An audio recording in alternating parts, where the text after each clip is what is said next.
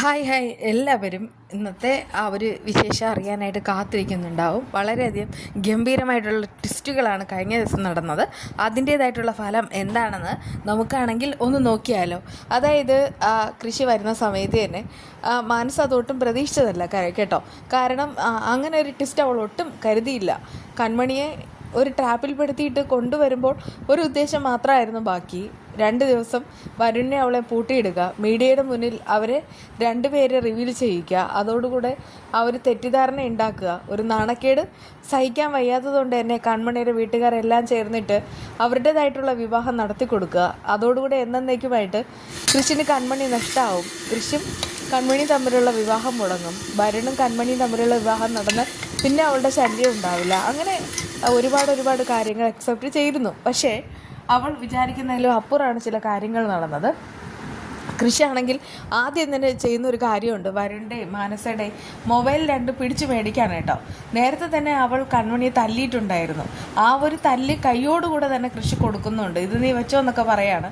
കാരണം നീയാണെങ്കിൽ നേരത്തെ അവളെ തല്ലിയില്ലേ, അതിങ്ങനെ തിരിച്ചു തരുന്നു, അത്രയേ ഉള്ളൂ. അല്ല, ഇവൾ എന്തെങ്കിലും പറഞ്ഞോ എന്ന് ചോദിക്കുമ്പോൾ കൺമണി തിരിച്ചു പറയുന്നൊരു കാര്യമുണ്ട്.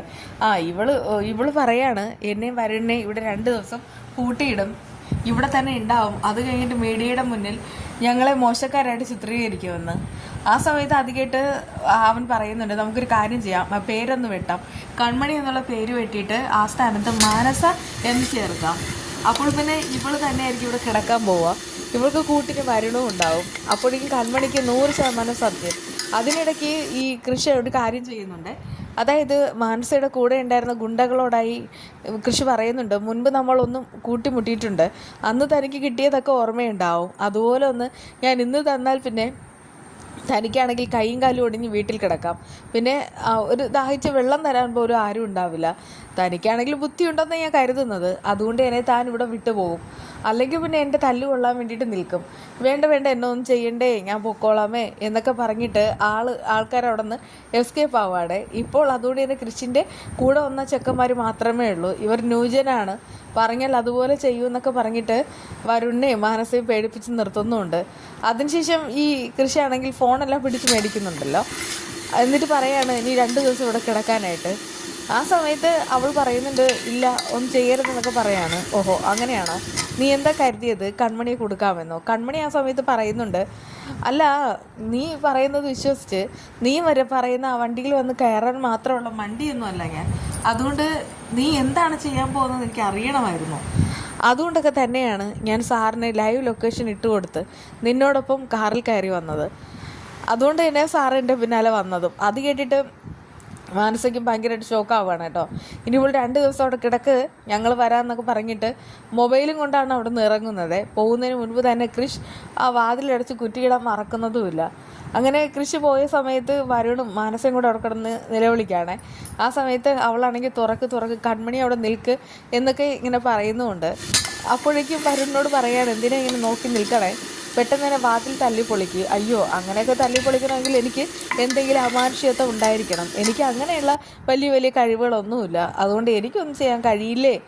അല്ലെങ്കിൽ നീ ഇങ്ങനെയൊക്കെ തന്നെയാണ്, എന്തെങ്കിലും ഒരു പ്ലാനും പദ്ധതിയൊക്കെ തയ്യാറാക്കും, അവനെയും കൊടുക്കാൻ നോക്കും, അവസാനം പണി കിട്ടുന്നത് നമുക്കും. ഇതിൽ നീ എന്നെയും കൂടെ ചതിക്കേണ്ട കാര്യമില്ലെന്ന് പറഞ്ഞ് വരുണ അവിടെ കിടന്ന് ശരിക്കും മാസ് കാണിക്കാനായിട്ടോ.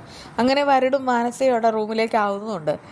രക്ഷപ്പെടാൻ എന്തെങ്കിലും വഴുതുണ്ടോ എന്നിങ്ങനെ വരുൺ നോക്കി നടക്കാണ്. ഒന്നുമില്ല. ബാൽക്കണിയുടെ ഭാഗത്ത് നോക്കുമ്പോൾ അവിടെ ഒന്നുമില്ല. അങ്ങനെ ആകെ ഇതാവുന്നു. ആ സമയത്ത് തന്നെ വിശക്കുന്നുണ്ട് എന്നൊക്കെ ഇങ്ങനെ പറയുന്ന സമയത്ത് ഇവിടെ ആണെങ്കിൽ ഒന്നുമില്ല. ഇനി ഉള്ളതെന്ന് വെച്ചാൽ വാഷ്റൂമിൽ കുറച്ച് വെള്ളമുണ്ട്, അതെടുക്കട്ടെ എന്ന് ചോദിക്കുമ്പോൾ അവൾ പറയുന്നുണ്ട്, വേണ്ട, വെള്ളം ഇനിയൊന്നും എനിക്ക് വേണ്ട, ഫുഡ് എന്തെങ്കിലും വേണം. ഓ പിന്നെ ഫുഡ് ഇവിടെ ഉള്ളത് പിന്നെ ഭയങ്കരമായിട്ട് വലിയ ഹോട്ടലല്ലേ എന്ന് പറഞ്ഞ് കളിയാക്കുകയാണ് കേട്ടോ. അപ്പോൾ പിന്നെ അവൾക്ക് വേറെ ഓപ്ഷൻ ഒന്നുമില്ല. ആളാണെങ്കിൽ കരഞ്ഞുകൊണ്ടിരിക്കുകയാണ്. അതും 2 ദിവസം ഇതിനുള്ളിൽ കിടക്കണം. ഏത് നേരത്താണാവോ ഇങ്ങനെ ഒരു ഐഡിയ തനിക്ക് തോന്നിയതെന്നൊക്കെ അവളിങ്ങനെ വിളിച്ച് പറയുന്നുമുണ്ട്. 2 ദിവസം വരുണിനോടൊപ്പം അവിടെ കിടക്കുക എന്ന് പറഞ്ഞാൽ, അതും ആ ഒരു വീട്ടിൽ ഒറ്റയ്ക്ക്, അതൊക്കെ ഓർക്കുമ്പോൾ തന്നെ മാനസിക ഭയങ്കരമായിട്ട് ദേഷ്യം ഉണ്ടാവുകയാണ് കേട്ടോ. അവൾ തന്നെത്താൻ പഴിക്കുകയാണ്. അങ്ങനെ അവൾക്ക് ഒരു ചെറിയൊരു കുറ്റബോധവും കാര്യങ്ങളൊക്കെ ഉണ്ടാവുകയാണേ. അതേസമയം കൃഷിൻ്റെ അടുക്കൽ തന്നെയാണ് കൺമണി ഉള്ളത്. അങ്ങനെ ഈ കൺമണിയാണെങ്കിൽ ഈ കൃഷ്ണനോട് പറയുന്നുണ്ട്, അതെ എനിക്കാണെങ്കിൽ ഇപ്പോൾ യാതൊരുവിധ കുറ്റബോധവും തോന്നുന്നില്ല, കാരണം നമ്മളെ രണ്ടുപേരെയും പിരിക്കുമെന്നൊക്കെ അവൾ പറഞ്ഞതല്ലേ. അവളങ്ങനെ പറയും, അതുകൊണ്ടാണ് പറയണം നമുക്ക് വേഗം തന്നെ വിവാഹം കഴിക്കാമെന്ന്.